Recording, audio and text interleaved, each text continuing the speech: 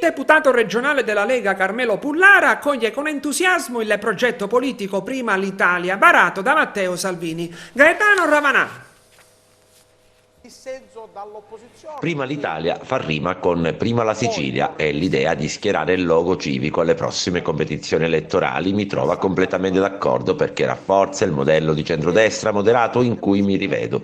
Un progetto politico che abbiamo stimolato lavorando sodo dall'interno. Quando ad agosto scorso abbiamo deciso di aderire alla Lega, spiega l'onorevole Carmelo Pullara, abbiamo subito intuito che la Sicilia e i siciliani avevano bisogno di una politica che sappia ascoltare e dare risposte alle istanze del territorio.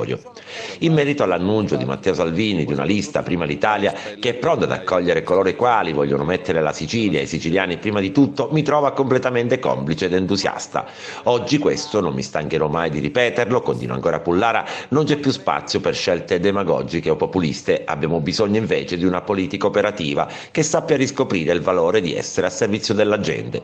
Questa regione ha bisogno di un cambio di passo. Prima l'Italia mi pare la scelta giusta per concretizzare la politica per la gente del territorio. Pertanto l'idea di Salvini è allargare il più possibile il perimetro del centrodestra con un modello inclusivo e ciò mi trova completamente d'accordo. Ancora una volta la Sicilia si conferma laboratorio politico, continua ancora l'onorevole Carmelo Pullara. Aprire al civismo e ai rappresentanti della politica locale mi sembra una proposta che rispecchia l'esigenza del territorio. In questo modo avremo un soggetto politico nazionale solido. È bene precisare che rispetto ad autonomisti e Forza Italia avremo liste separate, ha aggiunto il leader regionale della Lega, Nino Minardo.